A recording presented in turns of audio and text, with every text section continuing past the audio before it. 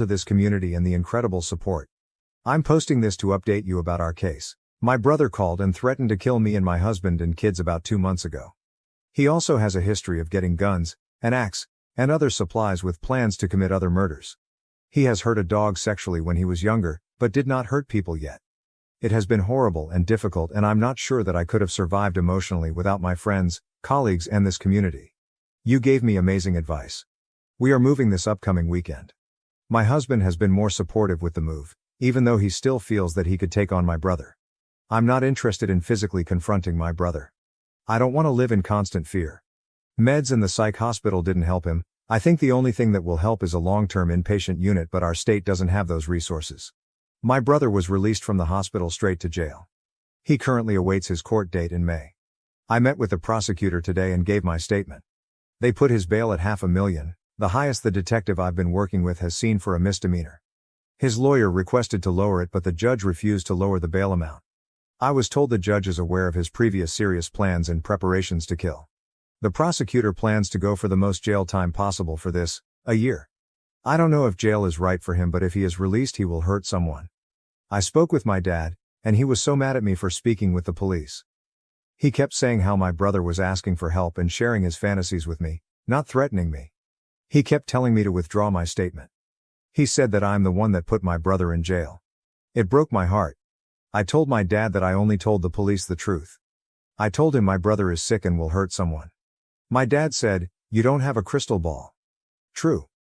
But he's made his intentions clear again and again and again. His doctor said he has no empathy. His only thrill is thinking about hurting others. The prosecutor said that even if I withdraw my complaint, the state is still bringing these charges. The social worker and prosecutor said this to my parents, but my dad, mom, and sister keep insisting that I need to recant my statement. I'm terrified of every small noise in the house. We are leaving our friends and everyone we know and moving because of my brother's actions. I feel so heartbroken that my dad and family are blind to it. Everyone else, police and medical staff included, can see the clear writing on the wall. Relevant comments. Commenter, please keep your location private from your family. While they downplay the threat your brother poses, they're a risk. I can easily see them disclosing your new location to him just to prove he's not a danger. OP posted about her relationship struggles with her husband. Please help me stay in my marriage. I'm losing my patience. Married for 8 years. We have 3 kids, 7 to 2 years old. We both work full-time. Recently we had to move due to a safety issue. My husband did not want to leave and made me feel crazy for wanting to flee for our safety. Our already fragile marriage feels unstable with the added stress of moving. My husband is on the spectrum, and I thought that working from home would help him be less stressed and more kind. But he is unhappy, unkind, yelling at me and the kids, and generally questioning any decision or request I make. I made a compromise when I married him, knowing that I did not like his sense of humor or sex with him, but thinking that his intelligence and our common values would get us through. Now I feel stuck because I don't feel like our values are the same anymore. He wants material possessions. He hates meeting new people. He can't tolerate the noise and chaos our kids bring. I don't mind the chaos and noise, that's just kids. I love minimalism. To me, a stranger is just a friend I haven't met yet. I'm making new friends every day out here, and he's refusing to meet anyone new in our new city. I love being at work because I feel valued and appreciated. I love being with my kids or my friends for the same reason. But I dread every interaction with my husband. When he's gone for several days, I feel so happy because no one is criticizing me or yelling at the kids. He's on depression and ADHD meds and in counseling, but I don't think it has helped. Having known him for this long, I know he isn't changing. I keep trying to convince myself to stay. I want to stay for our kids. I don't want to ruin their lives. I'm just so very unhappy with constantly managing his feelings. I don't care if I will be alone my whole life. I don't care if I'll ever be loved. I just don't want to feel miserable. But I need to stay for our children. I feel so lost. I just want to not feel bad. Relevant comments. Commenter, why do you need to stay for the children? What good is it for them to be exposed to this? OP, I've dated people before that had these qualities but didn't match on values, or ended up doing something that hurt me. I made a decision to marry my husband knowing we matched well on most things. But since having kids he has become angry. Activities that we used to enjoy together he no longer enjoys. He used to make me feel special. I'm hoping that things change and he becomes happy and fun again. Update 1. We have 3 young kids and we both work full-time. We moved to a high cost of living location and my husband has encouraged me to get a second job because I have a profession that pays well. I told him that I enjoy working and I do, but I manage appointments for the kids and already feel stretched thin. I use lunch breaks to pick up meds for the kids or make phone calls for appointments for the family. My days off are used to take kids to appointments. I clean the house in the evenings. I let him know he'd have to take over the appointment coordinator role, start cooking more, and do more childcare if I'm working 50 or more hours a week. Well, I got off of work at 7 tonight and ran by the pharmacy to pick up our son's prescription. I was there over my lunch hour, but they messed it up so I came back after work. The line was long and I texted him updates. By 8 something I got the med and drove home. He was pissed because he took the kids to Costco for dinner and one accidentally dropped their food. I got home in time to help with bedtime while my husband yelled at the kids and told me he can't handle it. He said he could handle things if I actually made it home at a reasonable time. I'm kind of dumbstruck. Does he want me to work more or take care of the kids? I can't do both, and I told him this ahead of time. When we met he told me that he wanted kids and I agreed to have kids. I love our children. I wanted to be a stay-at-home mom, but he told me that would stress him too much. I'm now feeling forced to work but still having to pick up the slack at home. Relevant comments. Commenter, sounds like your job is already tough getting off that late in the evening. Does he work and do you have daytime childcare? If he can't handle a single evening with the kids I'd be concerned about him having to do that most nights. What a whiner. He's going to have to toughen up and get some better parenting skills and patience because parenting doesn't necessarily get easier, just different, as the kids get older. OP, we do daycare. I'm a healthcare provider and my job gives me a lot of satisfaction, but we recently had to move for safety reasons. I'm the one that forced us to move because I was fearful for the kids' lives. The job I took promised full time but ended up only having 30 hours a week, so I'm now picking up extra days at another clinic and interviewed to work at an urgent care on the side. Our son has severe ADHD and anxiety. I had to get all the doctor appointments scheduled, find school and daycare for the kids, get us into a protective program, take the kids to appointments, etc. My husband doesn't cook and he yells at the kids. He is in counseling but it sounds like the major thing the counselor said to him was that he has to take time for himself. I thought that was wild. I have done my best to keep us afloat. My husband kept his old job but it doesn't pay as well and he has to drive back to the old house to fix it up to sell. The drive is 8 hours each way, so I'm caring for the kids on my own weekly. I'm struggling. We don't have family here so not much support. Writing this out makes me feel like maybe I'm a dummy for doing this and not putting my foot down but I signed up for counseling and it was a disaster. The therapist told me to stop having expectations and to not complain and then proceeded to argue with my husband. Commenter, dude, there are a lot of bad therapists out there so please don't let that deter you. We had to go through a few before getting one that worked for us. I couldn't believe the internalized misogyny and blatant sexism of many. The worst one didn't take insurance so we were paying $200/WK for one session. She was obsessed with his family and how they were the image of perfection. She asked if she could meet his parents.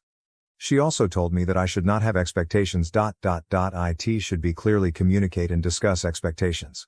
She told me I was not allowed to bring up relationship issues. She would only ask me to listen to him and validate his feelings. It goes on and on. Do not let someone speak to you like this. Your feelings are valid, and find a new therapist if you are told otherwise. OP, wow, did we see the same therapist? It was almost verbatim what this therapist said to us. I'm the one that booked the appointment and filled out, not even joking, the 39 mandatory forms before the appointment.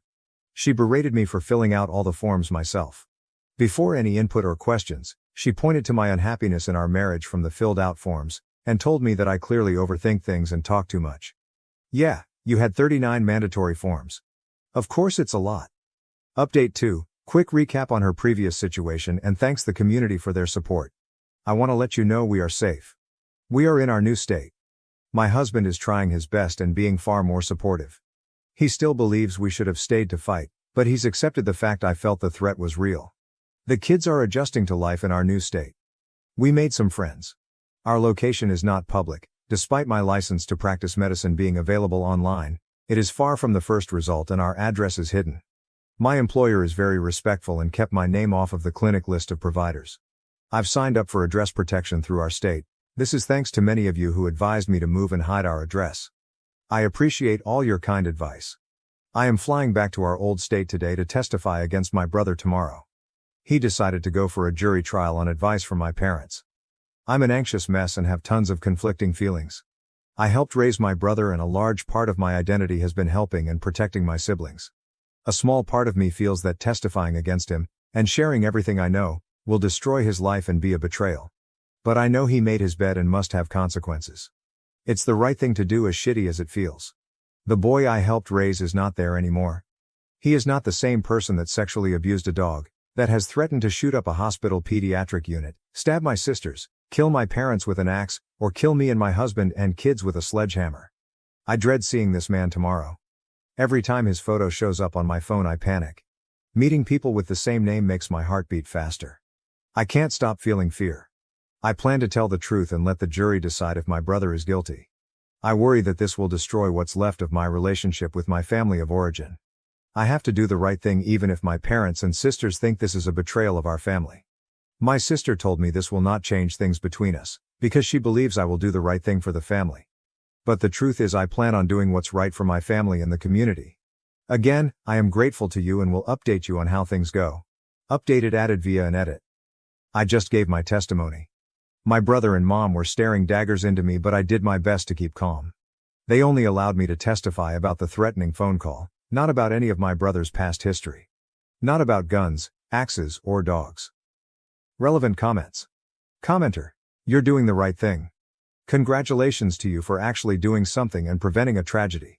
You're awesome. I don't know about American law, but is there a possibility to testify without the defendant in the room? Like, remove him from the room while you can testify.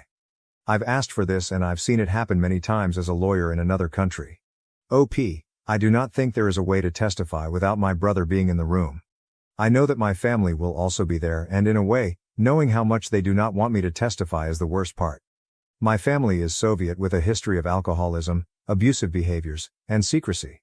I'm trying to break that cycle for my own kids and to raise them to tell the truth, even if it is difficult or scary. It's heartbreaking that my brother grew up to be this person and threw all of us into this horrible situation. I wish that I didn't have to go against my parents' wishes, but I truly don't have a choice. Commenter. Your brother is desperate for help. And your parents and sister want to ignore those cries for help because IDK they don't want to look bad. If your brother is released and hurts or kills someone, what then? OP, my parents were mad at me for taking him to a crisis center initially when he admitted to being suicidal. They thought I should have brought him home to them to take care of it themselves.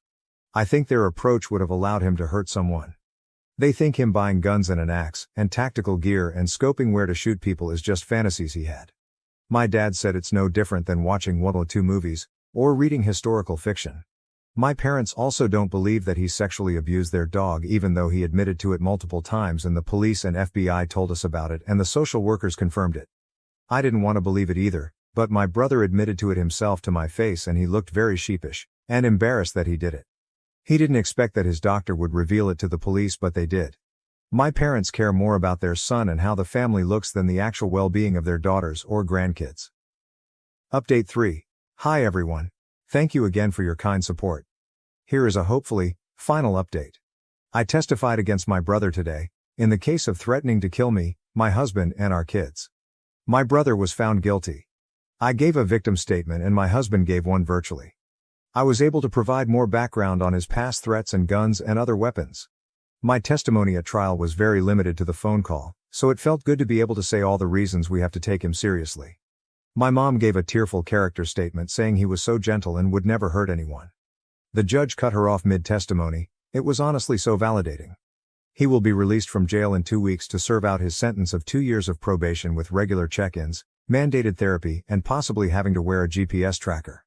The judge also extended the protective order for me and my husband and kids to 4 years. My mom is renting a hotel room for my brother once he's out of jail. They are trying to find a halfway house, but it will most likely be not very secure. At least probation and mandated therapy should help, I hope. I do not plan on having any future contact with my brother. I will see if we have contact with my parents. I plan on still talking with my sisters. I've urged them to not share their addresses with our brother, but they are adults. I'm not going to reveal our location to any of them because I don't trust that they won't reveal it. I feel that the ruling is fair and will get my brother treatment. I think that we are safe now. I did everything I could. Now I'm in the airport about to fly home and I'm having a drink to close this horrible chapter. Cheers. My sister tried to seduce my fiancé before our wedding. Got caught on camera and was disowned by our parents. My manipulative, narcissistic sister attempted to seduce my fiancé just before our wedding in an effort to break us apart. Fortunately, her actions were caught on camera, leading to her being disowned by our parents. This story revolves around my older sister, Dove, 29F, who has never been able to tolerate my existence, as she apparently believes I'm living a life that I don't deserve. Dove, who is now divorced and jobless, is living with our parents. She had dropped out of college to be with her wealthy boyfriend, who eventually divorced her when her true nature became apparent. Growing up, my relationship with Dove was far from ideal. She was always the pretty and smart one, full of herself, and our parents consistently showered her with praise, which left me feeling inadequate. Everyone around us constantly admired her looks, while I was often ignored, and it hurt deeply. Dove used her popularity to mess with my mind, telling me that no one liked me, which made me incredibly insecure.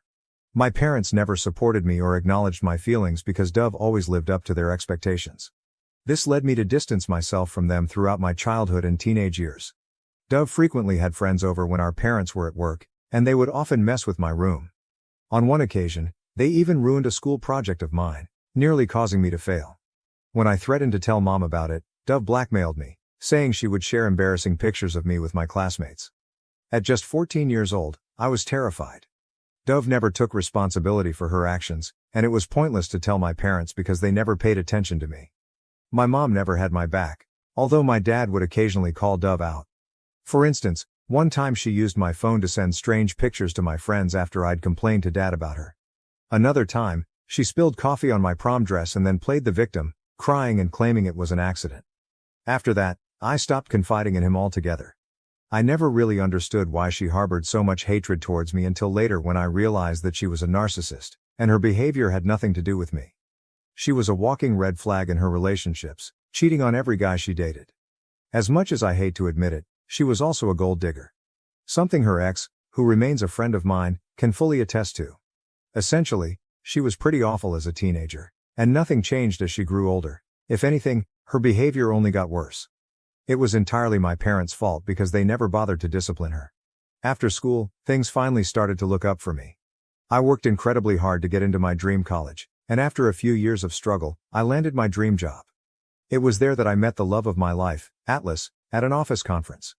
He was smart, kind, and handsome, and we hit it off instantly. Within a few months, we started dating. We traveled a lot, which only strengthened our bond. Atlas was very close to his family, so he introduced me to his siblings and parents just a few months into our relationship. But when it came to introducing him to my own parents, I took my sweet time. The main reason for this delay was my sister Dove and her malicious intentions. I always had this nagging feeling that she would find a way to ruin everything. She was the one who always got the best of everything as a child and teenager, and now that my life was going better than hers, I was certain she wouldn't be able to handle it, especially when it came to my relationship. However, I couldn't keep delaying the introduction any longer. Atlas was beginning to grow suspicious of my reluctance to introduce him to my family. So, after a year and a half of dating, I finally told Dad about him. Dad was thrilled that I had found a man who was worthy of me and invited us over for dinner. While I was excited, I was also equally stressed because I knew Dove could go to any lengths to sabotage my happiness. Although Atlas was aware of my family dynamics, I went over it with him in detail. He was relaxed about it and reassured me that he would handle whatever came his way. A few days after I spoke with Dad, I unexpectedly received a call from Dove. It was surprising since she had never reached out to me before. She started asking questions about Atlas and when I planned to visit home, but it was clear that her real interest was in getting more details about Atlas. I can only assume that Mom had told her I was seeing someone and that our relationship was getting serious. Dove was suddenly trying to get all chummy with me, but I could see right through her motives. Now, I'm grappling with whether I should take the risk of introducing Atlas to Dove, knowing full well that her intentions are far from good.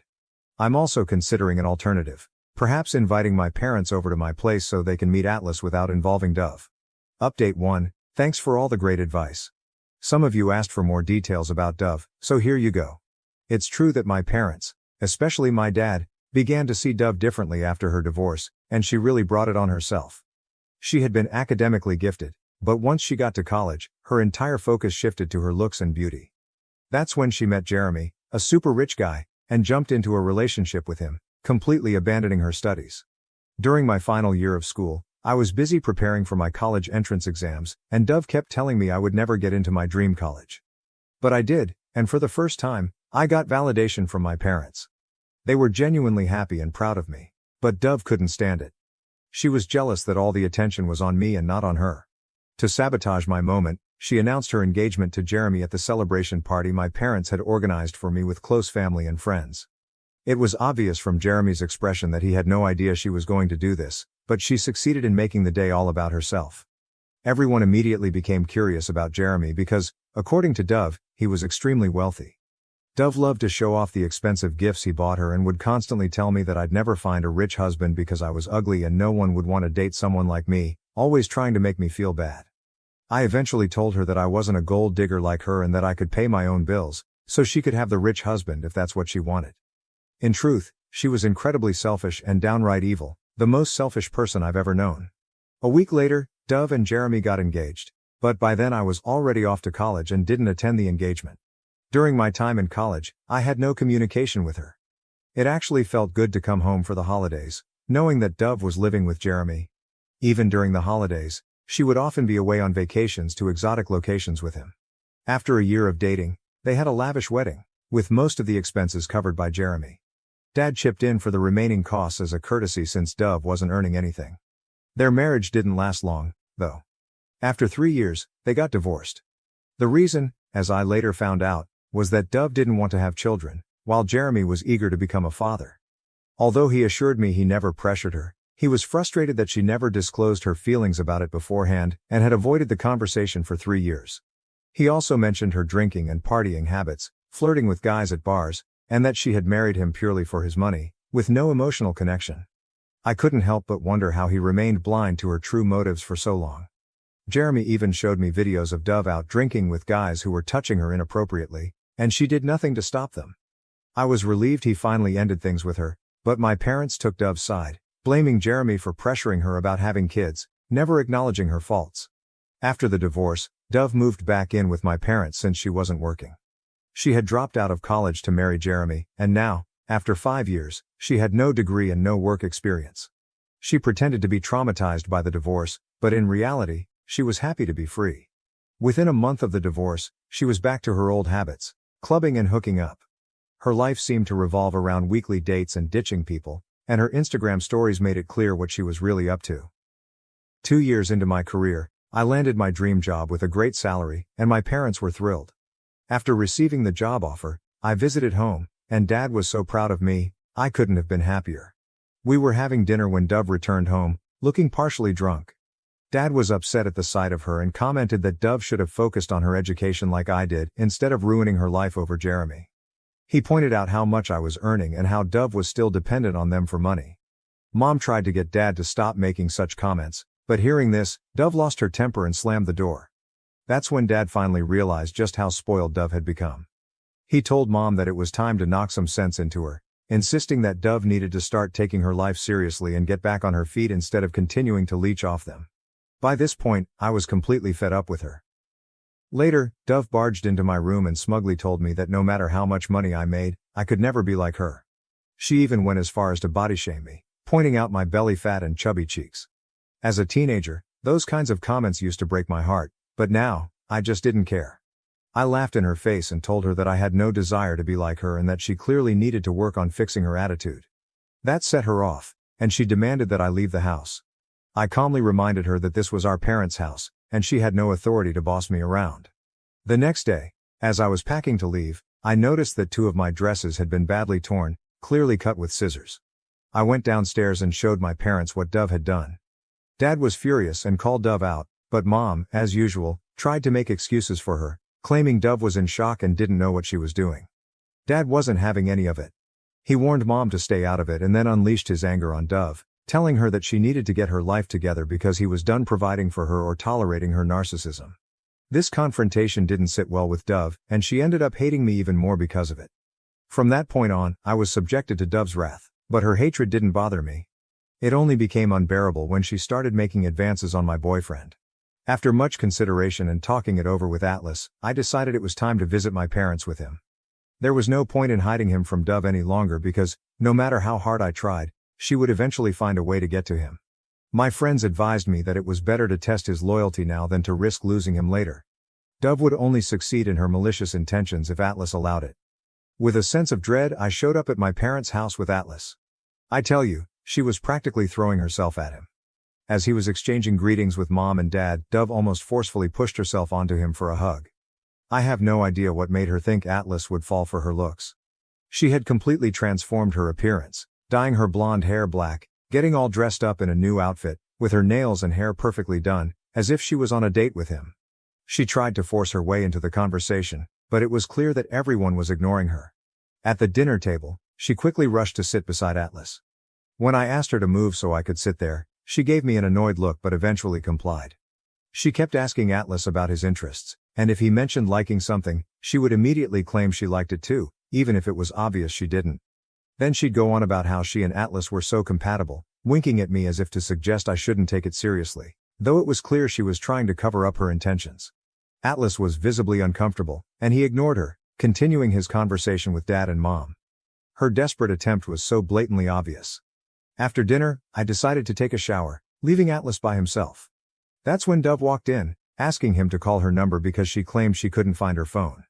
It was obvious that this was just a ploy to get his number. How twisted. Atlas also told me that while I was occupied with other things, Dove tried to play the victim, telling him her sob story about the divorce and how much mental distress it had caused her, dragging on about how it took her years to recover. To make matters worse, Mom even chimed in, blaming Jeremy and speaking ill of him. After a while, Atlas asked me if I wanted to go for a walk and give him a tour of the neighborhood. Before I could respond, my sister quickly stood up and said, "Sure." Atlas looked at her, surprised, and firmly stated that he wanted some alone time with me. Her face turned red with embarrassment and she quietly retreated to her room. It's only been a few days since that visit and I can already sense that Dove is planning more schemes to lure Atlas into her trap. I can't deny that it worries me, but at the same time, I trust my man and am curious to see how he handles her advances. Update 2. Hello everyone, I'm thrilled to share that I'm engaged. Atlas proposed to me last month during a trip and yes, he got down on one knee with a ring, and I couldn't stop gushing over it. But even after our visit to my parents, Dove didn't stop with her manipulative tactics. She started texting Atlas, asking how he was doing. Knowing that Atlas is a huge cat lover, Dove began flooding his inbox with cute cat videos, even though she never cared for cats before. After discovering that Atlas adored cats, she went so far as to get one herself and began recording videos of it to send to him. For the first few weeks, Atlas showed me Dove's desperate attempts to appear caring and concerned, sending messages that pretended to inquire about his work and well-being. After a while though, he stopped sharing her messages with me. I assumed she had finally given up on him and moved on, and we both shifted our focus back to more important things, especially with our busy work schedules. One day, as I was scrolling through social media, I noticed that Dove had added Atlas to her account. She was liking and commenting on nearly all of his posts, using silly heart icons. She even went back and commented on old pictures and videos from 7 to 10 years ago. I immediately felt uneasy about it, so out of the blue I checked his phone. I discovered that Dove was still texting him occasionally, but her messages were unread and seemed odd. She was clearly trying hard to get Atlas's attention. In his call logs, I saw missed calls from her, including one that came in around 3 a.m., which made me feel anxious. I confronted Atlas about why he hadn't told me that Dove was still texting him. He got a bit nervous and explained that he had been ignoring her and thought it was better if we didn't talk about her. I pressed him further about the calls, and he remained calm. Then he sat me down and explained that one day, Dove had called him, sounding really upset. He got scared, thinking something might be seriously wrong, but it turned out she just started talking about traumatic experiences related to Jeremy, saying she needed someone to talk to. Atlas told Dove that she should talk to her parents instead and that it wasn't appropriate to call so late. He also mentioned that she should have let me know first. That really struck a nerve with me, and I told him that keeping this from me wasn't okay and could lead to me losing trust in him. He reassured me that he would never fall for her tricks and that I had nothing to worry about. Even with his reassurance, I had read too many stories about husbands falling into similar traps, and I didn't want to be naive by blindly trusting him. I told him that the next time Dove called, he should hand the phone over to me so I could catch her in the act. Sure enough, one night, her call came through, and Atlas woke me up in the middle of the night.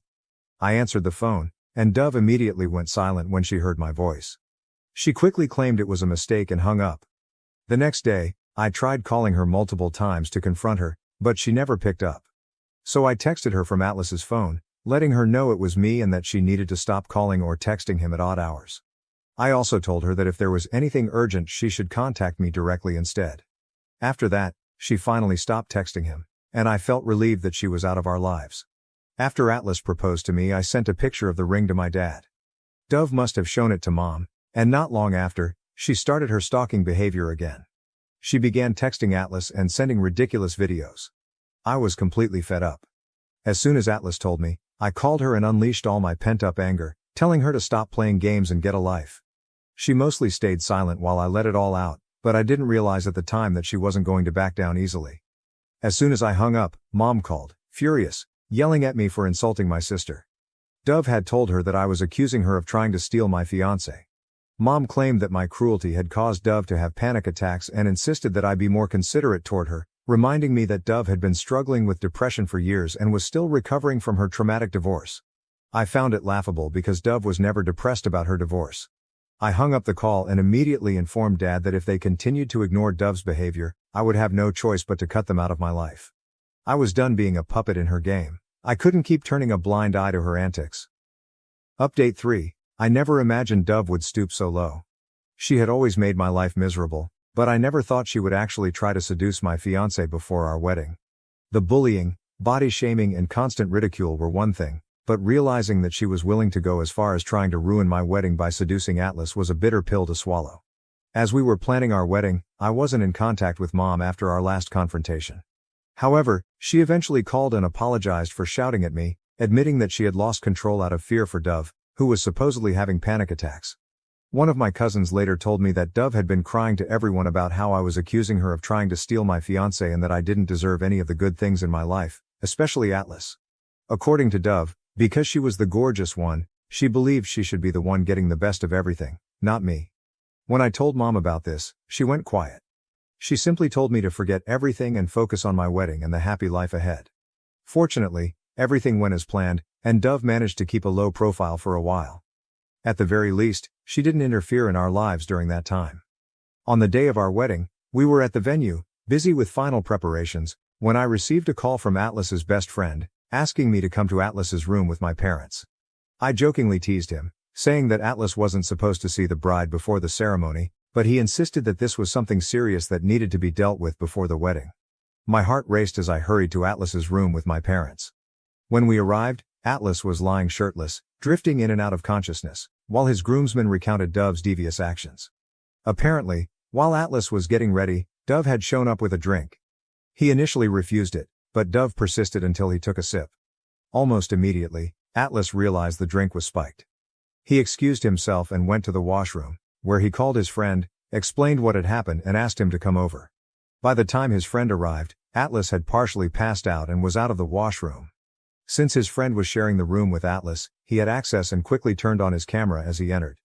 He overheard Atlas shouting at Dove to leave him alone while she was on top of him, undressing herself, and rubbing against him. This disgusting act was captured on camera. When Dove noticed Atlas's friend, she pretended they were making out, covered herself up and left the room, smirking at his friend and asking him not to tell anyone. Little did she know that she had already been caught on video. When we walked in, Atlas was still lying there, partially unconscious. The drink was so potent that even a few sips had left him severely dizzy with a pounding headache. The glass was still there, with solid particles settled at the bottom.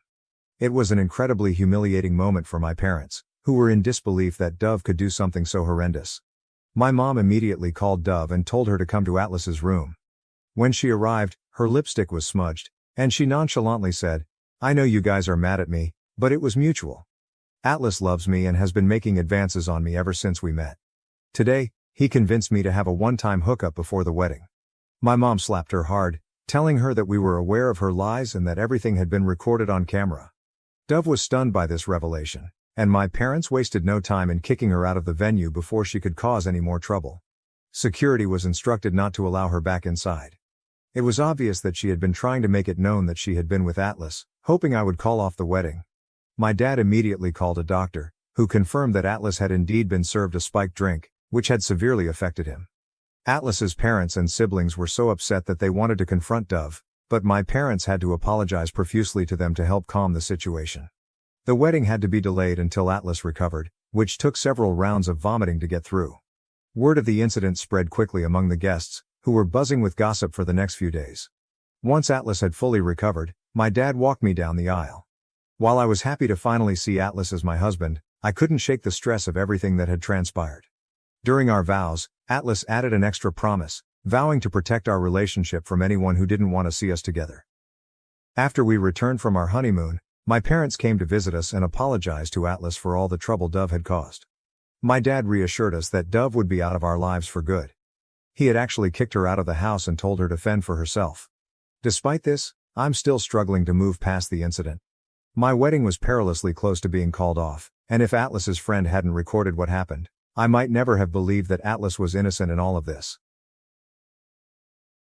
Mother-in-law ruined my wedding. By spiking my drink, then tried to buy my forgiveness with $5K, now we're left to navigate the fallout. My mother-in-law secretly spiked my drink at my wedding, causing me to faint and ruin the reception. Now she's trying to buy my forgiveness with $5,000 because my husband has made his decision. Hi everyone, I'm Rachel, 27F, and I just got married a week ago to my wonderful husband Jaden, 32M. The wedding felt like something straight out of a telenovela. This whole journey began 2 years ago at a local coffee shop. I was a regular there, always needing my morning caffeine fix to start the day. One day, I noticed a tall guy with kind eyes standing in line behind me. He seemed nice, but to be honest, I wasn't really paying much attention. All I could think about was getting my hands on a latte. Later that same week, I bumped into him again, and this time, we ended up chatting while waiting for our coffees. We talked about everything. Our favorite books, weird childhood stories, and even our mutual love for that cozy little coffee shop. We laughed a lot, and for the first time that day I felt truly awake. Looking back, I realized that I was quick to judge at first, perhaps because I was so absorbed in my routine or because Jaden wasn't the kind of guy I typically gravitated toward. But that day, something shifted in me. There was a genuine kindness in him, a warmth in his smile that I couldn't ignore. We exchanged numbers, and that very night, Jaden texted me, asking if I wanted to grab dinner sometime. We ended up going to this tiny Italian place hidden away on a side street. The food was incredible, but the best part was our conversation. We talked for hours, and it felt effortless. We discovered we had a surprising amount in common: a love for old movies, a secret passion for karaoke, even though neither of us is very good, and a shared obsession with tacos. Over the next few weeks, we started seeing more and more of each other. We went on hikes, explored museums, and even tried, and failed, to take a pottery class together. The more time I spent with Jaden, the more I realized how special he was. He was funny, intelligent, supportive, and always knew how to make me smile. He pushed me to be a better person and made me feel like I could be completely myself around him. Then, on our second anniversary, Jaden surprised me with the most incredible proposal. We were on a weekend getaway to a charming cabin in the mountains.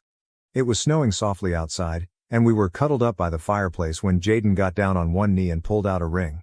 I don't even remember exactly what he said because all I could focus on was the love shining in his eyes. Of course, I said yes.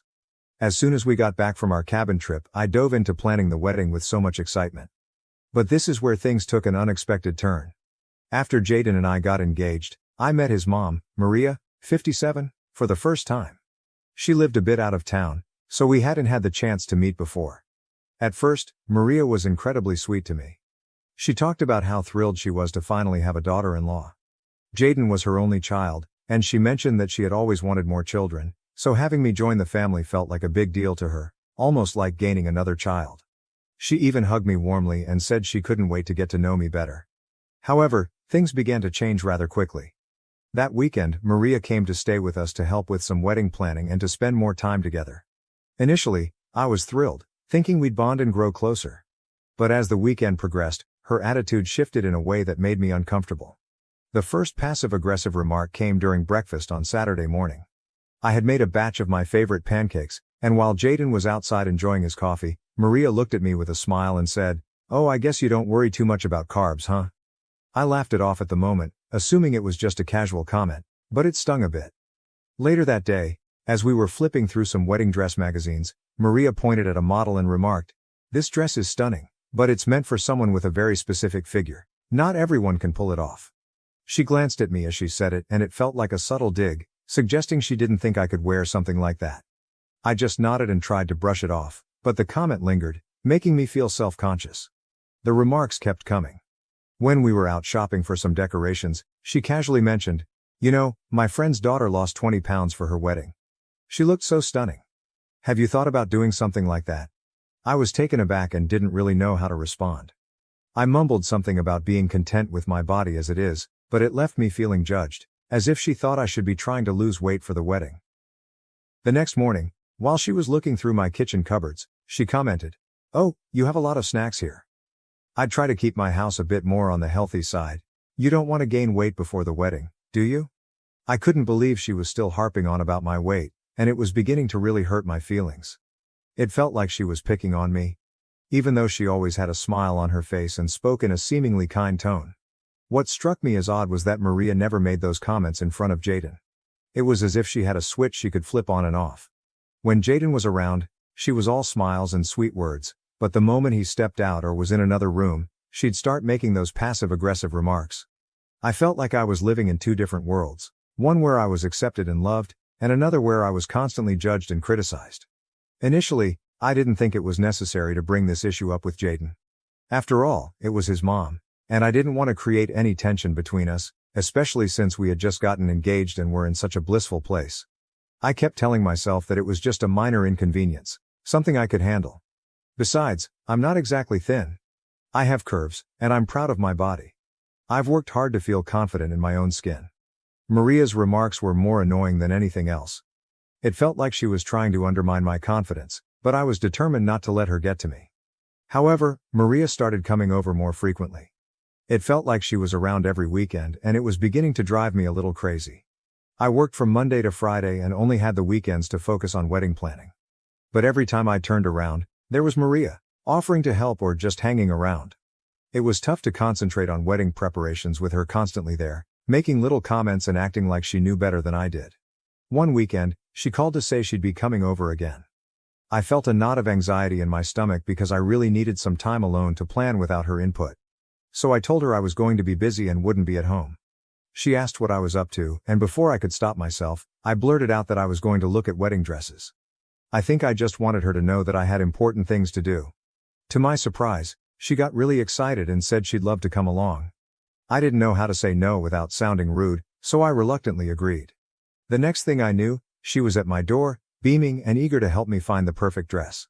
I tried to smile back, but inside, I was dreading how this shopping trip would unfold. We visited a few bridal shops, and from the moment we stepped inside, Maria was in full mom mode, suggesting dresses that didn't appeal to me and making comments about how certain styles wouldn't flatter my figure. It was utterly draining. I felt like I couldn't even breathe without her casting judgment. When I tried on a dress that I genuinely loved, she remarked, "It's nice, but don't you think it's a bit snug around the waist? Maybe something more flowy would suit you better." I was crushed because I adored that dress, but her words made me second-guess myself. By the end of the day, I hadn't found a dress, and I was feeling pretty low. Thankfully, Maria went back to her place, and I finally had a moment of peace.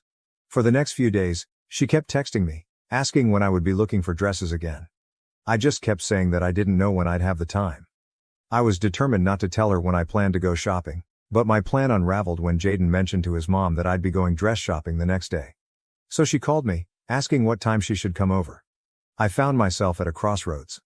Maria had already made so many remarks about my body that I dreaded the idea of her tagging along. I knew that if I took her with me to the bridal shop, she would ruin the day with more comments and judgments, so I decided to come up with an excuse. I told her that the bridal shop had a rule allowing only 2 people to accompany me, and my mom and maid of honor were already on their way. I realize now that it was a pretty lame excuse, but at that moment I couldn't think of anything else. Maria quickly pointed out how ridiculous my explanation was and said, "What kind of bridal shop only allows 2 people? That's just silly." I fumbled for a response and said, "I know it's weird, but that's what they told me." I was sweating bullets because I knew how flimsy my lie sounded. I hurriedly told her I had to go and ended the call before she could ask any more questions. As soon as I hung up, a huge wave of guilt washed over me. I hated lying, especially to Jaden's mom, but I just couldn't face another day of her making me feel bad about myself. I decided to focus on the positive and remind myself that this day was supposed to be fun and exciting. My mom and maid of honor picked me up and we headed to the bridal shop. I did my best to shake off the lingering guilt and just enjoy the moment, and in the end, I found a dress that I absolutely loved. After that, Maria didn't call, text, or even visit our house. She still kept in touch with Jaden, which was a bit of a relief since it avoided any awkwardness between them. I sent her a picture of me in the wedding dress, hoping to share some of my excitement with her. She responded with just a thumbs up emoji and nothing else. I wasn't sure how to interpret that, but I decided not to overthink it. With so much to do as the wedding approached, I didn't have time to dwell on her reaction. As the wedding day drew nearer, I became increasingly busy with all the preparations. Honestly, I didn't reach out to Maria again. There was so much to coordinate, finalizing the guest list, confirming the caterers, and ensuring that all the decorations were perfect. Finally, the big day arrived. It exceeded all my expectations. The ceremony was beautiful, and I couldn't stop smiling as I walked down the aisle toward Jaden. The look on his face when he saw me in my dress was priceless, making all the stress of planning worthwhile. We said our vows, exchanged rings, and just like that, we were married. The reception started off perfectly. The venue was gorgeous, the weather was ideal, the food was delicious, and everyone seemed to be having a great time. I loved our first dance. Jaden and I had taken a few dance lessons and we managed not to step on each other's toes. It felt like a fairy tale, and I was on cloud 9. Everything was going smoothly until I decided to get a drink. I walked over to the bar for something refreshing, and there was Maria, standing right there. She turned to me with a big smile and said, "You look like you're having a wonderful time. Let me get you a drink, just relax and enjoy yourself." I was a bit taken aback by her sudden enthusiasm but thought maybe she was trying to make up for all the awkwardness. She handed me a Shirley Temple, and I thanked her and took a sip. A few minutes later, I started feeling drowsy, but I assumed it was just because I was tired. Then, I fainted on the floor and lost consciousness. Everything went black, and the next thing I knew, Jaden was panicking and calling for an ambulance. I could hear the worry in his voice as he tried to keep me awake. People were gathering around, but it was all a blur. When the EMTs arrived, they quickly brought me back to consciousness and began asking questions about what I had eaten and drunk that day. I told them everything, including the meal I had at the reception and the Shirley Temple that Maria had given me. They expressed concern and asked if there was anything unusual or if I had taken any medication. That's when Maria, looking a bit guilty, stepped forward and admitted that the drink she gave me had alcohol in it. She explained that she didn't think it would be a big deal and thought it would help me relax. I was stunned. Why would she add alcohol to my drink without telling me? The situation became even more complicated when my maid of honor, Emily, spoke up.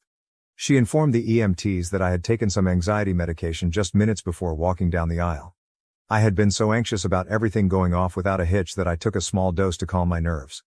It turned out that the combination of the medication and the alcohol in the drink was what caused me to collapse. There must have been some kind of chemical reaction that knocked me out. The EMTs explained that mixing alcohol with certain medications can be very dangerous and that I was fortunate the outcome wasn't more severe. After the EMTs left, Jaden turned to Maria and demanded that she leave. His voice was shaking with anger, and Maria looked completely shocked. She tried to explain, insisting she hadn't meant any harm and that it was all just a misunderstanding, but Jaden wasn't having any of it. He shouted at her to leave the reception immediately. I had never seen him so furious, and it broke my heart to witness his anger towards his mom on what was supposed to be a joyful day. With all the chaos, I wasn't feeling well, and the mood at the reception took a nosedive. Guests started to feel uncomfortable, and the joyous atmosphere we had worked so hard to create just vanished. People began leaving one by one, and before we knew it, the reception ended early. It was devastating to see everyone leave so soon, and I felt like the day I had been dreaming of for so long had been ruined. Jaden and I went back to our hotel room, and I was left trying to process everything that had happened. I felt numb, exhausted, and overwhelmed with sadness. This day was supposed to be one of the happiest of my life, but instead, it had turned into a nightmare because of a careless prank. I couldn't believe that Maria's actions had destroyed our special day. Maria kept texting and calling both me and Jaden, but neither of us responded. We needed some time to process everything and figure out our next steps. I could see that Jaden was deeply troubled by the situation. He loved his mom, but he was also incredibly hurt and angry over what she had done. It was a difficult situation, and I had no idea how to fix it. When we finally returned home, I tried to put the whole incident behind me and focus on starting our new life together, but it wasn't easy. Every time I thought about our wedding day, I felt a pang of sorrow. I kept replaying the events in my mind, wondering how things could have turned out differently if Maria hadn't pulled that prank. It felt like a dark cloud hanging over what should have been a beautiful memory. Thankfully, we soon left for our honeymoon, and it was such a relief to escape all the drama and stress. Jaden and I had an amazing time exploring new places and creating beautiful memories together. It was the perfect getaway. And for those 2 weeks, I felt like everything was back to normal. We laughed, relaxed, and enjoyed each other's company without a care in the world. When we returned home, reality hit us hard. The moment we pulled into the driveway, there was Maria, standing at the door. My heart sank, and a wave of anxiety washed over me. I had anticipated this confrontation, but I wasn't prepared for it to happen as soon as we got back. What made it worse was that she didn't offer an apology. Instead, she kept insisting that it wasn't her fault and that it was all just a prank. She tried to justify her actions, saying things like, "I didn't think it would hurt you. And I just wanted to lighten the mood." It was infuriating to watch her refuse to take responsibility for what she had done. I couldn't believe she was trying to downplay the whole incident as if it were just a harmless joke. Jaden couldn't hold back any longer. He snapped and told her that enough was enough. He said she had crossed a line and needed to own up to her actions. He made it clear that the only way he would talk to her again was if she apologized to me. He told her that she had hurt me deeply, and it was not acceptable. Maria tried to interrupt, but Jaden didn't let her. He went on to say that from now on, they would only be seeing each other during holidays. No more random weekend visits, no unnecessary calls. He told her it would be like they were distant relatives who only met on special occasions. Maria was shocked and started to cry, but Jaden remained firm. I could see how painful it was for him to have to set such boundaries with his own mother, but he was determined to support me and ensure I felt safe and respected. Yesterday, while I was at work, I got a call from Maria. It caught me off guard because we hadn't spoken in a while, and I wasn't expecting her to reach out, especially during work hours. She told me she was outside my office and wanted to meet. I was surprised and didn't want her coming inside and causing any unnecessary drama, so I agreed to meet her outside to avoid a scene. We sat down at a small cafe across the street, and I could tell she was really upset. As soon as we began talking, she broke down in tears. It was awkward because people around us started to stare. She told me she couldn't believe what Jaden was doing. He wasn't answering her calls or responding to her messages. She was distraught and begged me to talk to him on her behalf, saying she just wanted things to go back to the way they were before.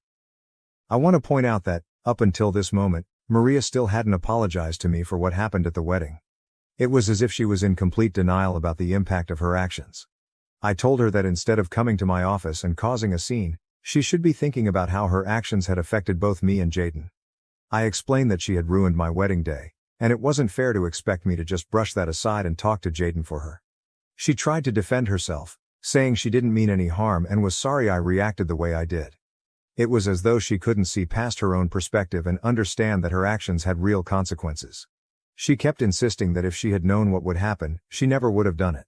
As she continued to cry, I noticed people in the cafe beginning to glance over with concern. The whole situation made me incredibly uncomfortable, and I just wanted to leave. I told her that I would see what I could do, but I didn't make any promises. Up until now, I still haven't talked to Jaden about it because I'm not sure if I'm ready to forgive Maria. After all, she only apologized after I prompted her to do so. My mom thinks I should just let it go and forgive my mother-in-law, but I'm not entirely sure. What do you all think? I'd really appreciate your advice. Update 1. Hi everyone, thank you so much for your comments and suggestions. It really means a lot to have a space where I can share my story and receive support. Maria's constant texts and calls were starting to wear me down. So I decided it was time to have another conversation with Jaden and figure out how we could move forward. I told Jaden that Maria had come to my office and apologized to me. It wasn't entirely true. Her apology wasn't exactly what I needed, but I felt like it was time to start mending things, even if just a little. I told him that I had forgiven her, which was mostly true, because I wanted to move past this mess and focus on our future. Jaden looked at me with concern and asked if I was really sure. I assured him that I was ready to move on, but we needed to set some boundaries with his mom to avoid any more drama. He seemed relieved that I was willing to forgive her, but he also recognized that this wasn't just about me, it was about us as a couple and our need for peace and stability. After our talk, Jaden texted Maria, letting her know that he was glad she had apologized to me and that we were ready to try and move forward. However, he also made it clear that the boundaries we set before still stood: no more dropping by unannounced, no more constant calls, and no more overstepping her limits. He told her that we needed some space to focus on our own lives. Maria responded almost right away, saying that she was sorry for everything and that she just wanted to be a part of our lives. She promised to respect our boundaries and give us the space we needed. I still have mixed feelings about the whole situation. On one hand, I'm glad that Maria seems to be taking our boundaries seriously. But on the other, I still feel a bit uneasy because I know that one slip-up could bring all the drama back. I'm trying to focus on the positive and remind myself that we are making progress, even if it's slow. Some of you have asked about my anxiety, and I want to thank you for your concern. I don't feel comfortable going into too much detail, but I do want to clarify that my anxiety wasn't about Jaden or our relationship. I knew he was the one for me from the moment things got serious between us. The anxiety was more related to the wedding day itself and the immense pressure that comes with planning such a big event. We had over 200 guests attending, and I was determined for everything to be perfect. I worried endlessly about all the little things that could go wrong, like the food not turning out well, the music not being enjoyable, or the decorations not living up to my expectations. The thought of any detail going awry made me incredibly anxious. I wanted our guests to have an amazing time and to remember our wedding as a beautiful and joyous celebration. Update 2. Hi everyone, something unexpected happened, and I'm still trying to figure out how to feel about it. Things were going smoothly until last weekend when Jaden received a call from Maria inviting both of us to dinner at her place. She mentioned that it was important for us to have this dinner to start getting things back to normal after everything that had happened. Jaden told me about the invitation and asked what I thought. I told him it would be okay and that we should go. Maybe this was her way of trying to make amends. When we got to Maria's house, she greeted us with a warm smile. But after dinner, Maria did something that completely took me by surprise. She got up, left the room, and came back with a check for $5,000. She handed it to me, saying she was truly sorry for ruining our wedding day and that, while she couldn't change the past, she wanted to give me this money as a way to make up for it. I was completely taken aback and immediately felt uncomfortable. It was such an unexpected gesture and I didn't know how to respond. I refused the money right away, telling her that I didn't need it and that we should just let bygones be bygones. Jaden agreed and told her that she didn't have to give us any money, but Maria was persistent. She wouldn't take the check back and ended up slipping it into my coat pocket. I was so shocked and didn't know how to handle it. She seemed almost desperate for us to accept it, which only made the situation more awkward. After that, we left her house and headed back home. On the way, Jaden and I talked about what had happened and we were both confused. Why would Maria give us such a large amount of money? It felt strange, and I couldn't help but wonder what her true intentions were. Was she genuinely sorry, or was this her way of trying to buy our forgiveness? I'm not sure and it's left me feeling really unsettled. Jaden and I discussed it again, and we're still not certain about what to do. He's just as confused as I am, and we both want to approach this situation in a way that's fair and respectful. We don't want to hurt Maria's feelings or dismiss her attempts to make amends, but at the same time, we don't want to feel like we're being bought off. If anyone has any advice or has gone through something similar, I'd really appreciate hearing your thoughts. Update 3. It's been 2 weeks since my last update and honestly, not much has changed. We still have the check that Maria gave us, but we haven't cashed it.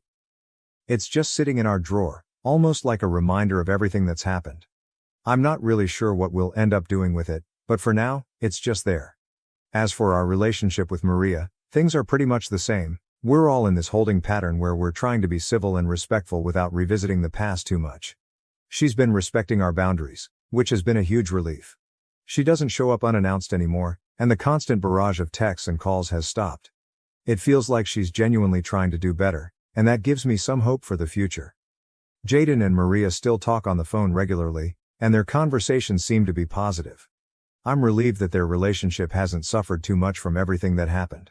I also talk to Maria sometimes.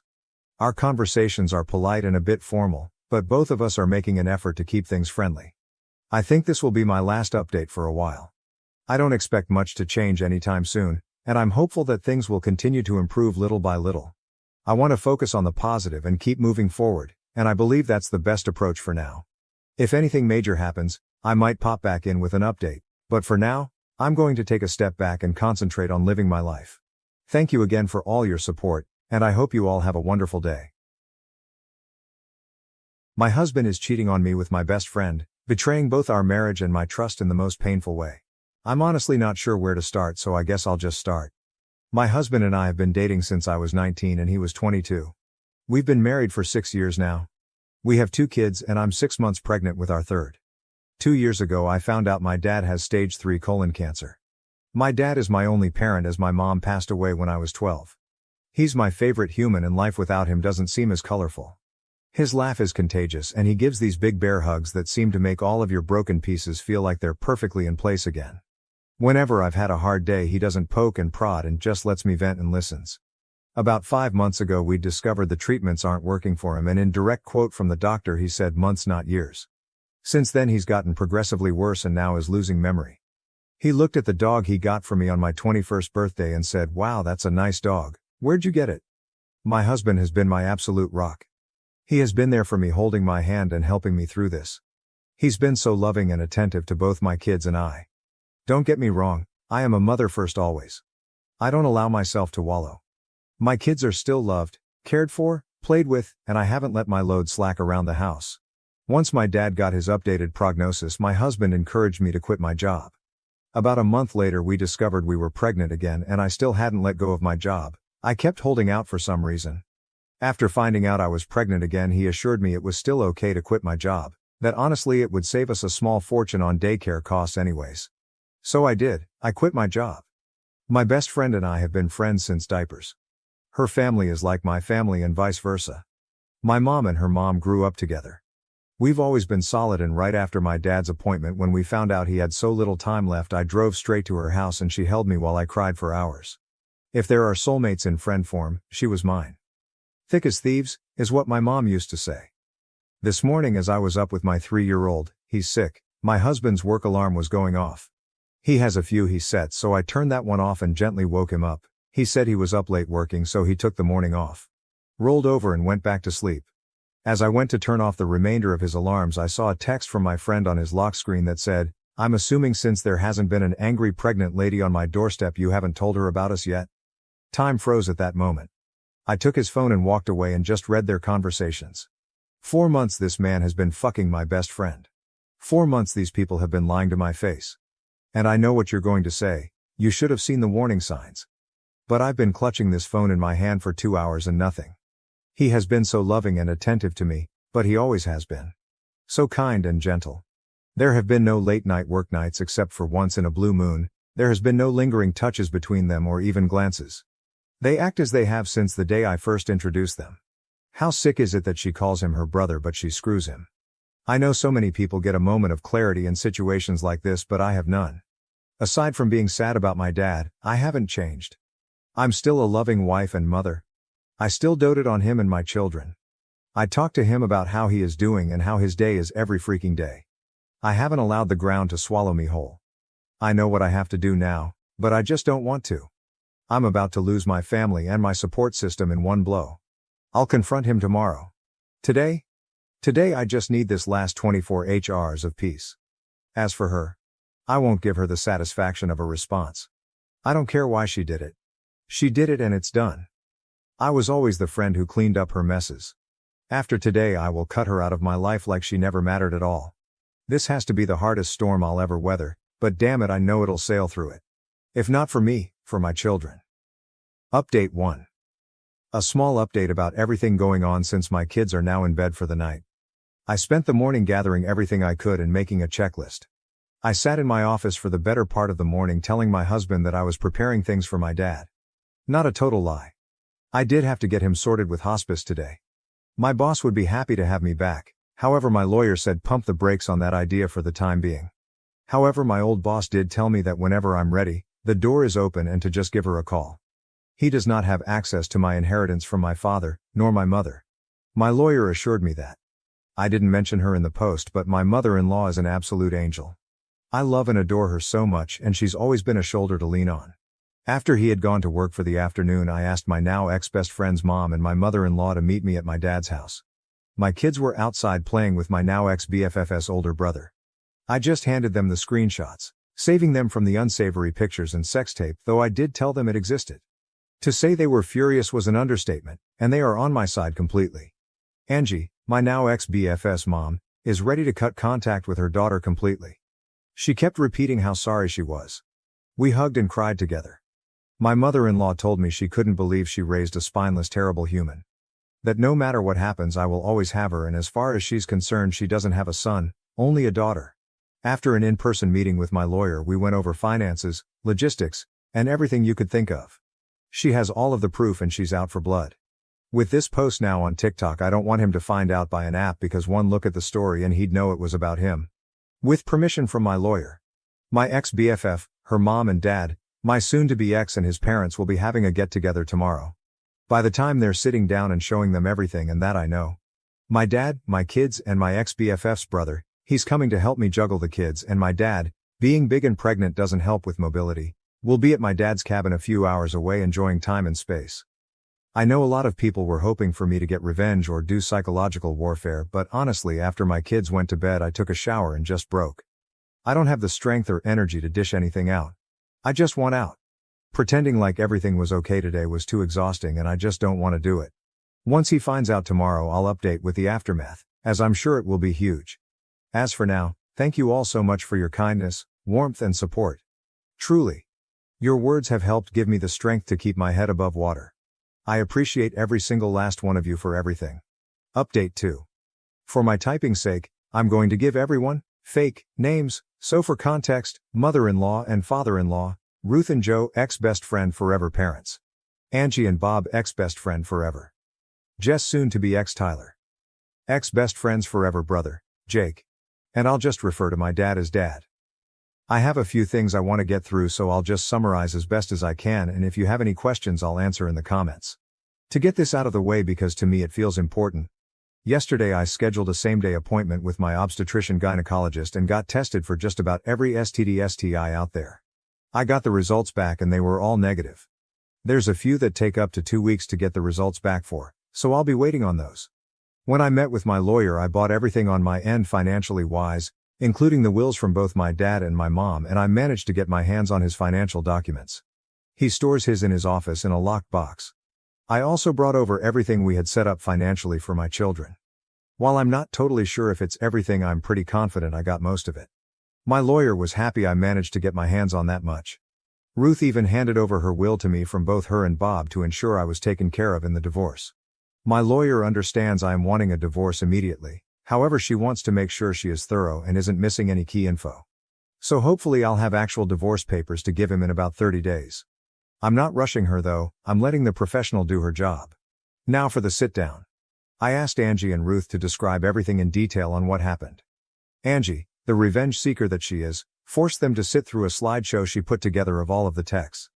I know a lot of you were concerned about one of them telling them sooner than later, but they were so secretive they didn't even tell their significant others about what was happening. Once the slideshow ended, Tyler tried lunging for Jess and Joe actually had to force him to sit down. Tyler was shouting profanities at Jess and telling her she will regret this. Jess started crying and begging her parents for forgiveness. Bob looked his daughter in the eye and told her he will never forgive her for this. Blood or not, she is no daughter of his. He didn't raise his daughter to be this person. Jess was always a daddy's girl, so I think that cut her pretty deep. Jess is in the middle of a divorce herself and her parents were giving her money for her lawyer and they told her she is cut off from them both financially and physically. Tyler's dad was irate. According to Ruth, he looked like he was holding back on throttling him. From there Tyler went straight home. I know because we have a Ring doorbell camera along with a few cameras in the house for our kids to keep an eye on them when we aren't right next to them. Tyler came home and saw that most of mine and the kids' stuff was gone and he lost it. Started yelling and throwing things. The house is now trashed with a few holes in the walls for decoration. When he didn't find us there, he went to my dad's. While I did spend most of the day, he was at work packing and moving things into my dad's house. We were already at his cabin.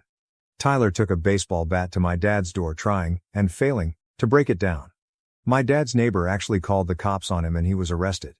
His parents refused to bail him out. I had an appointment with my therapist today. I've had one for a year now since I was struggling with my dad, and it felt good to just cry it out and let everything out about how I was feeling. It was very helpful and she gave me a few tools to work through my emotions with this one. I felt very grounded and empowered leaving my session today. I'm also planning on setting up my children with a therapist when we get back from the cabin to figure out the best way to deal with telling them. I know people said I shouldn't, but I will be telling them, just in an age-appropriate way. I don't want there to be secrets and lies between us. I've always been as open and honest as I can with them, again in the most kid-appropriate way. Just because they're small humans, they're still humans and still deserve the truth. I had a handful of comments telling me I should stay and every man cheats. I should work things out because most of our marriage was good. I refuse to believe all men cheat. My parents were married for 20 years and after my mom passed, my dad never moved on. I watched my dad love my mom for 12 of those years and cherish her. I will not accept anything less than that kind of love. He never cheated, nor did she. While I'm not sure when I'll be ready to move on, falling in love is the absolute last thing on my mind at the moment. I refuse to let Tyler win and destroy love for me completely. I will move on from this. Jess started blowing up my phone demanding I fix this situation and immediately blaming me. My lawyer told me to not block texts just in case they spill out additional info I was missing. She was playing the poor me card very hard. The thing is though, I never influenced Angie and Bob to cut contact with their daughter. They made that choice on their own. She actually started blaming me for stealing the love of her life. I introduced them when Tyler and I started dating, so not sure where that came from, and that Tyler is only with me for the kids. Honestly, I knew she was just trying to hurt me at that point. I didn't give her the satisfaction of responding though. Between her and Tyler I have about 200 missed calls. Tyler went from begging and pleading me to forgive him. Like I said, I didn't have divorce papers to hand him, so he's stuck in this unknown gray area. I also asked Angie and Ruth to not say anything about the divorce to him yet. Purely just for my satisfaction, honestly. I know it's slightly petty, but keeping him in that gray area of not knowing is my small revenge to him. To threatening to call the cops on me for kidnapping, telling me Jess wasn't the only one, bingo, just what I was looking for, to telling me I'm a stuck-up bitch, to threatening me, to back to begging me for forgiveness. Honestly, it was just a whiplash reading those texts. I'd be lying if I said that those texts didn't hurt me and terrify me all at once, but I refuse to let them break me. As for both of them together, I don't think he's going to stay with her. I think he blames her for blowing up our marriage, honestly. Who knows though, they deserve each other. I was initially okay to do a 50-50th split with Tyler for custody, but after his reaction I don't feel comfortable with that, so I'll likely be going for full custody. Jake has about 30 days of leave he's saved up, and he's going to be using them to help the kids and I get settled at my dad's house, and honestly to be there in case Tyler tries showing up going crazy again. He's been such a big help to the kids and I lately, and I'm forever in his debt for this. Last night after the kids went to bed he hooked up his Xbox and we played a game called Diablo 4 together to help me take my mind off of things. It was fun. However, he did sort of confess that he's always had feelings for me somewhere in the midst of things, but also told me to not say or do anything back. He understands a relationship or anything like that isn't on my mind and won't be for a while. He isn't wrong, but just that he's felt that way since we were teenagers and just wanted to get it off his chest. Thank you again. Seriously, your comments, your support, your messages, all of it has been one giant breath of fresh air. Just knowing I have a whole online community willing to go to bat for me has kept me treading water these last couple days. Your comments have popped in my head when I felt like just giving up on leaving him because it's so hard, and gave me so many great points and helpful advice. I know I deserve more and I can't accept his actions. And to the people who commented relating to my situation, my heart goes out to you all. This pain is awful and I hate that so many of you can relate, but your stories have resonated deep within me. You all keep commending me for my strength, and my personal favorite is telling me how proud of me you are. Every time I see those words I start to tear up. I'm blaming the pregnancy hormones, but your words have helped put me at ease so that way I could do what I knew I needed to do. So I'll leave this here for now. If anything of importance happens when I go back home I'll update further. Thank you all, and I hope you have a wonderful evening. Questions in the comments. Hobbit Bones. I'm sure many of us would like to know, have you told your lawyer that you want to go for full custody? And have you saved those messages your soon-to-be ex said with threats toward you and your children? I'm sure you have, since you saved screenshots of messages the first time. You've handled this really well. You've done all the right things to gather evidence and protect yourself. I'm proud of you. And I really wish the best for you and your children. OP answer. I forwarded everything to her as well as telling her he was arrested, and she responded with, full custody. And I agreed. Thank you, truly so much. A comment deleted after an overwhelming number of downvotes faulted OP for taking her kid's father away from them. To this OP replied, I'm not taking away their father. I will not keep them from him at all. But yes, I will most likely go for full custody. Not out of bitterness or spite, because I could simply never be that person. There is zero excuse for punching holes in walls, and trying to break down my dad's door, threatening to unalive me, unalive our children. If he wants to see them I will allow supervised visits. Maybe in the future if he gets therapy and help for those thoughts and actions I'll allow it. For now my mind is made up. You may see it as running away, but I see it as taking space to comprehend what has happened to my life and allow myself breathing room. My entire future I had carved out for myself and my children has exploded right in front of my face. That deserves breathing room. And yes, I allowed others to confront what they did to me, Simply because I don't have the mental capacity. My focus is on my kids and my dad, everything else is background noise. Honestly, even if I did confront them myself, my in-laws and ex-friends' parents would have had their own confrontation regardless. I am fully aware I will have to face the music one day. However, today is not that day and I plan on enjoying that for the time being. People doubted if OP's story was true as the break between updates was quite short, with comments like, "All this in 1 day and a half." To which OP replied, "My doctor's appointment took an hour at max, most OBs do same-day appointments for urgent reasons. I just moved clothing, some toys and any of my important things to my dad's, which is 15 minutes away from my home with help from quite a few people. To be honest, it wasn't even a lot of stuff to move anyways. It all fit in the bed of my father-in-law's pickup. I was lucky that a lawyer had a same-day opening spot and gathered documents that are all stored in one spot because I keep them organized. I already have weekly virtual therapy sessions which just so happened to be today, which was an hour. All I did was give my in-laws and ex-BFF's parents the screenshots and saw them for about 2 hours before I headed home. Which I usually spend time with my dad in the evenings, so he was fully aware of where I was, but I asked him to stay home and start dinner instead of coming and drive to a cabin. I found out yesterday around 6-7 a.m. Do people not understand how little actually happened? Jess, I was hoping it wasn't you when I saw this on TikTok, but obviously it is you, Kirsten. I told you to break up with him. I told you Tobias was in love with me. You refused to listen. I told you my husband left me because he was cheating, but it was because Toby told me we could run away together and we could be together. You ruined everything and now he won't speak to me. You need to clean your mess up instead of posting on socials being a pathetic POS. You're unbelievable. Did you think I wouldn't see this and find out? I hope you miscarry. Technical_pumpkin_65s, also somebody in OP's life, reply to Jess? Are you serious, Jade? Apparently Jess's real name. Coming here and playing the victim, you disgusting fake human being. Not only that, but you expose yourself by telling the real names. Now everyone will know it's you and your entourage.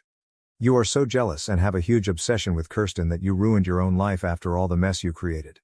It's obvious Toby never loved you but just wanted to use you for his pleasure. There is nothing more easier to manipulate than a jealous freak who has an obsession with him. If he really wanted to run away with you, he would have done it a long time ago, but he lied to your face with the one big excuse ever, "I stay for the kids." Ha ha ha, you are the clown. Well, **** here, not victim. That's why even your own parents cut you out from their lives too. You are such a shame as a woman, but also as a human being. You pretend to befriend and betray not only her but your family and your own husband. Can't wait to hear what will happen to you when more people will know around you. You will finally receive the treatment you deserve, especially after wishing her to lose her baby. Karma will do his job now. OP's reply to Jess: you told me to break up with him when I was 19 and you were engaged to another man. You never said why. You never said anything about him, because if you did I never would have been married and you would have been cut out sooner. Also, no, I put fake names in the post to protect your identities, but if you want to blast yourself to the public, that's your choice, not mine. Update 3. Hi everyone. I know a lot of people are still asking for an update. Not much has happened, but here are the things that have happened. Tyler discovered the post and asked me if I was seeking a divorce. I said I was. He apologized for losing his cool. Asked if there was any hope for reconciliation. I said no. We did have a conversation about the kids, and he'll be allowed to see them with supervision, to which he agreed to. I had another meeting with my lawyer. Nothing of major importance happened. Nothing, and I mean absolutely nothing, has happened with Jake. He didn't take back his confession, but as I said, it's on the back burner for a long while. My kids' health and well-being take priority over all else. My dad's health is on a steady decline. He's now in the hospital with no release date in the immediate future. Please send over thoughts and well wishes his way. My kids are adjusting well. We have a therapy appointment for them scheduled next week to help them. My oldest has more questions than the rest, but I'm trying to save any big conversations for the therapy appointment, so I know I'm conveying the answers in a meaningful and the least harmful way. Also, my oldest made tryouts for the traveling soccer league. Yay. Oh, and the baby is doing great. Things have calmed down a lot. Truly. I feel like I have a better grip on things. I've been putting most of my focus on my dad and kids to keep myself busy. Thanks you friends for the love, support, and for checking in. New update. Hey everyone. I'm still getting daily messages and comments for an update, so here is what could possibly be my final one. My dad passed away about a week after my last update. I knew it was coming, but it still feels like a gut punch. Thank you to everyone who kept him in your thoughts. Truly. My marriage has officially ended. Once Tyler, I believe that's the fake name I assigned to him. Please don't call me out if it's not, it's been a while. Discovered just how serious I was about leaving him. He became compliant and was willing to give me everything I asked for in the divorce. So my lawyer opted for a dissolution versus divorce. The process is a lot quicker and goes smoothly. As of right now, I have full custody while he works out his anger management and whatnot with therapy. I'm not sure if I'll ever trust him again with the kids, but I'm also in therapy, as are my kids. I'm not making any decisions at all right now when it comes to that. He gets supervised visits at a facility where there is an army of staff and security and someone is there at all times. That's once a week, and he does get video calls twice a week. The kids are adjusting pretty well. There are days when I think it affects them more, but they've suffered some big losses, so it's to be expected. I did decide to give the baby my dad's first name though. It just felt right. But the baby is doing so very well and is thriving despite the amount of stress I've had going on. I'm managing as best as I can with everything going on. I miss my dad like crazy and I'm still trying to figure out how to exist in a world where he doesn't. The grief still is so very heavy. I'm still mourning my marriage as well. I don't regret leaving him, but it still hurts me deeply. However, I'm picking up the pieces and making my life whole without him. My mother-in-law, well, ex-mill now I guess. I don't know, it still feels weird. And Angie helped me out so much. They've really allowed me to lean on them in these moments. Whether it be taking the kids for a little while or cooking dinner for us when I don't have the energy. I truly am so lucky to have them. And finally, to what you all have been waiting to hear about, Jake. Jake is now back in California. He tried extending his leave but the military said no. It was truly wonderful having him there and helping me. In the first few days after my dad's passing, he picked up so much slack for me that I will truly never be able to repay him for it. He is so patient and kind. That being said, nothing has happened between us. Though he did hold me while I broke down after the kids went to bed quite a few times. But that's the extent of it. No kissing or anything like that. He does call me and text me multiple times a day. Right now I just don't have any room in my life for romance. I have so much grief and the weight of being a single mom has been heavy. He hasn't pushed me on it either. He let me know that he meant every word he said and that he's willing to just be my friend until I decide I want more, if I ever decide I want more with him. I wish I could be the girl that jumps in with both feet, but the betrayal from my ex is still fresh and I'm worried I would burn anything out before it started. So I asked for friends and time to process everything else in my life before I even consider processing a new relationship. He happily agreed. Oh, and Tyler and Jess are not a couple. Most of you were right, he left her high and dry. Though I don't wish misery on anyone, I'd be lying if I didn't say I get the smallest amount of satisfaction that her life went up in smoke. She's been blacklisted from her family. And I know a lot of you said it's weird that her parents did that, but if you guys knew just how deep my bond went with that family, it wouldn't seem weird at all. Angie is like my surrogate mom. She gave me the safe sex talk, the period talk, she listened to me cry about the boys who broke my heart, she held my hand while I delivered my kids. When she talks about me, she calls me her daughter.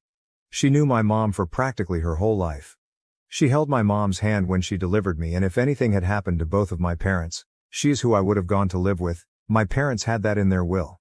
So with all of that being said, please just be kind to me in the comments. I put this off for a few days because of how hostile some people were, and the prospect of being called a liar doesn't sound too appealing at the moment.